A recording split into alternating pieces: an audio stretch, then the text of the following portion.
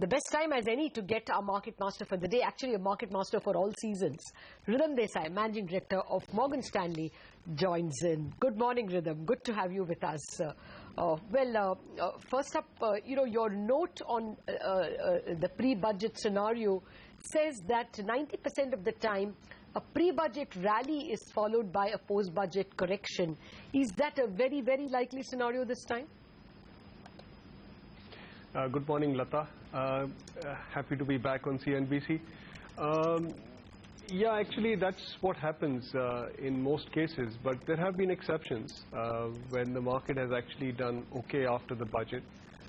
This could be one of those exceptions. So if you look at history, statistics will suggest that a pre-budget rally will lead to a post-budget correction.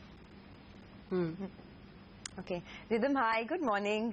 Good to see you in this morning. You know, we have a couple of queries that have come in on our money control message board, and I'm going to take the first one up because that's pretty much what my question is as well.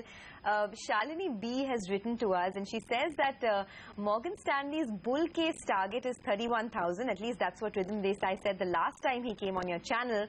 What should come up in this budget to take the Sensex to that level? What would your answer be? Yeah, Sonia, I think that's an appropriate question. I think from a top-down perspective, there are two things that I'm looking for.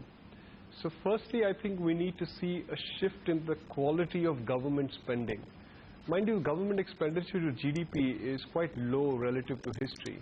In fact, it's bordering very close to all-time lows. So there's not that much the government can cut on aggregate expenditure. But what they can achieve in this budget is a shift in quality. We've seen that slip over the past 4 or 5 years. There's been a significant rise in subsidy spending. There's been a rise in the spending on the wage program, the NREGA scheme. What we need to see is a curtailment of these consumption-oriented spendings and shift part of that spending into an investment-oriented or infrastructure spending. So if the government can cut, say, subsidy spending by about 50 basis points and move that to infrastructure spending, I think we can then be assured that this is the bottom of the growth cycle, and a new growth cycle should be upon us in the next 12 months. The second thing that I'm looking forward to see is better use of the government's balance sheet. See, the government actually holds, as we all know, lots of equity in lots of companies that actually don't yield much return to them or to the economy, in fact. What they can do is have a big-ticket divestment program, take that money and spend it on infrastructure. So if they took, say, $15 billion as divestments and push that into infrastructure spending, that's almost 1 percentage points of GDP in increased infrastructure spending. Both of these together, I think, can trigger both a slowing down of inflation, because the central bank is fairly firm about keeping real rates positive, and if the government reduces consumption expenditure, I think we can be surprised on the downside by inflation and can trigger a new growth cycle via the infrastructure spending that the government does. So big picture, that's what I think we need. That's what I'm looking for, and if we get that, then I think the market may be on its way to making new highs post the budget. Okay. Ridham, in your pre-budget report, again, you've spoken about the need to increase the tax to GDP ratio. Normally, increase in tax rates, increases of any kind in taxes are taken negatively by the market. What exactly do you mean by increasing the tax to GDP ratio? What are you expecting to see? See, I think, Lata, the problem with the government's budget is actually that revenues are low relative to history. And which is why we have a high fiscal deficit, not because expenditure is elevated. So what really needs fixing is the revenue side.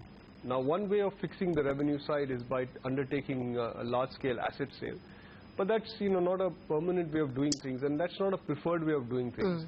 What I would prefer is that you sell your assets and invest somewhere else rather than use that to plug the deficit. On the revenue side, therefore the tax side, what you need is more reform. And you have to take a slightly longer term view on this. If you can revive GDP growth, tax revenues should rise, and they'll rise probably faster than revenue growth, as you know. And if you can undertake some reforms, then you set yourself up for better revenue growth in future years. So I think that's what we would look forward to. It doesn't necessarily mean that you actually increase tax rates. In fact, I don't think that should be the way to approach this, because increasing tax rates could prove counterproductive given that the economy is in the situation that it is. And if, an announcement made by the finance minister a couple of weeks ago with regards to the taxation in the auto sector and the capital goods is any indication, I don't think the mood is to lift tax rates. So I don't think that's the pill that the economy needs. What the economy needs is more tax reform and a way to boost tax revenues by boosting growth. So you would want the rollback of that excise duty cuts that were given? No, well, now we will not get that rollback because we've already been told that it will be there till December. So I think that will stay. There could be, in fact, selective tax cuts as well, but I don't think the market should be prepped up for major tax cuts. I don't think that will work quite well, given where the government's finances are. The government would rather pump prime in a different way from what it has historically done. See, if you look at historical government budgets in India, most pump priming is via consumption. What you want today is pump priming via investments.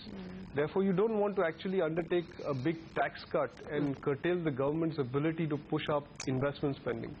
So on the fiscal deficit target itself, Ridhim, I mean, everyone knows that this 4.1% is, not achievable. How much higher do you think it could be scaled to, and how much will the market be able to digest?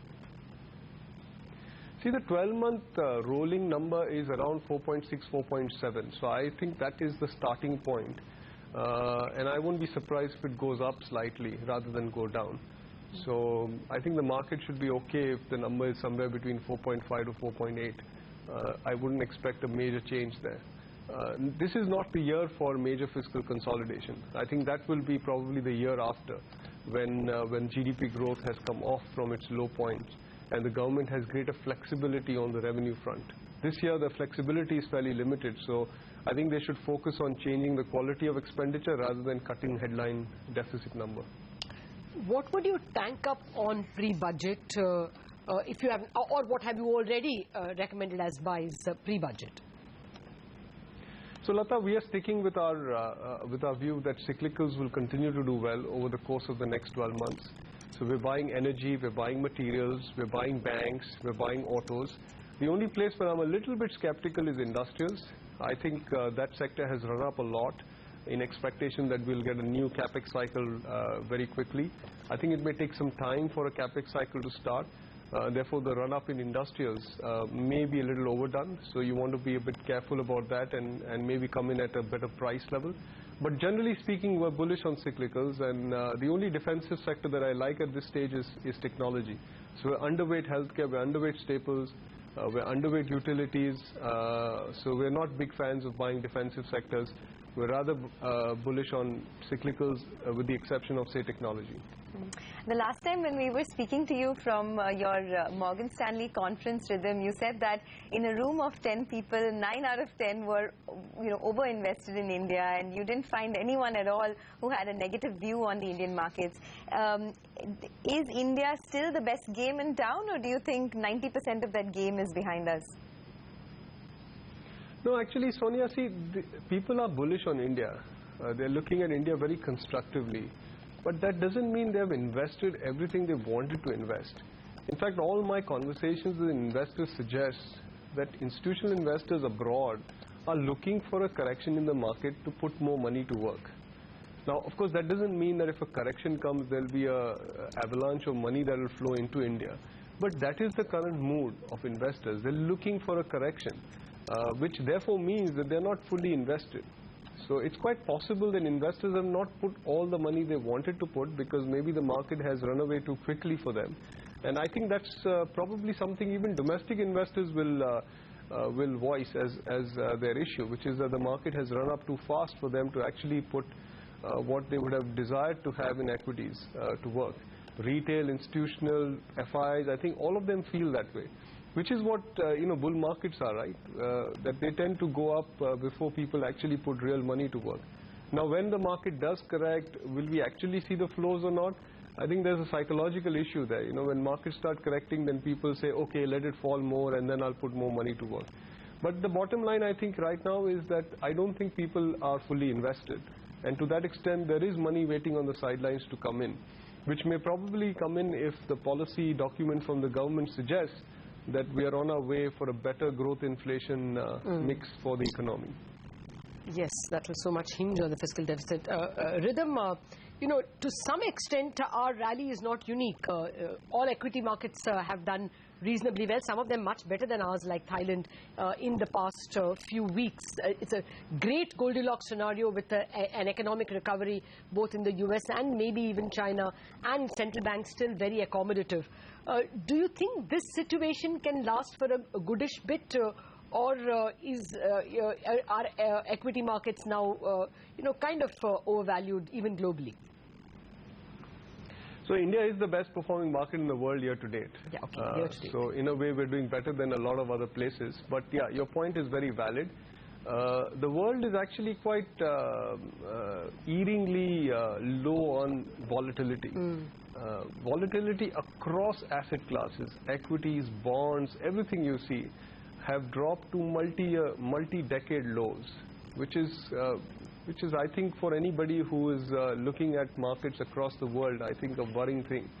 And you just need a small trigger for volatility to spike up, which then leads to a correction across asset markets. So I think that would be my concern about global equities, or in fact global bonds as well, which is that volatility is too low. Now, if that is something that's being triggered by very accommodative monetary policy, then what could change that is a shift in monetary policy. Is that something that would happen in the next 3 months? Well, I don't know the answer. From all the recent speeches given by central bank heads across the world, it doesn't seem like it's going to happen in the next quarter. But that's so hard to foretell, right? Because in April last year, we wouldn't have actually been able to say that in May, the Fed would have come in and changed the speech on Fed accommodation. So that's very hard to tell. But I think that's the risk that people need to keep in mind, that volatility levels are too low across the world, and that is a potential source of risk for markets globally, including India. All right, so let's try and squeeze in one last money control query that we've got. Mr. U.S. Prasad has written to us from Varanasi, and he wants to know which are the 3 best mid-cap stocks to bet on now. I didn't ask you this question, Rhythm. Our message, or rather border, has asked you that question. What are the mid-cap stocks to bet on now? So I won't get into specific stock recommendations, but I think across the sectors that I mentioned earlier are places where investors should look at. One should always be careful about mid-caps, given the rise that we've seen recently. I think the value gap between mid-caps and large caps has generally closed, and the opportunities are very specific. They're not across the board. Over time, if you take a 3-4 year view, I do think that mid-caps will continue to beat large caps. Over the next 6 months, that's a slightly more tricky call now because of the run-up that mid-caps have seen. Rhythm Desai, always a pleasure speaking with you. Your report on pre-budget with its qualitative bars on spending and fiscal deficit is a great read. We will touch base with you after the budget to check how much you think the budget has adhered to your quality standards. Thank you very much for joining us today. Thank you.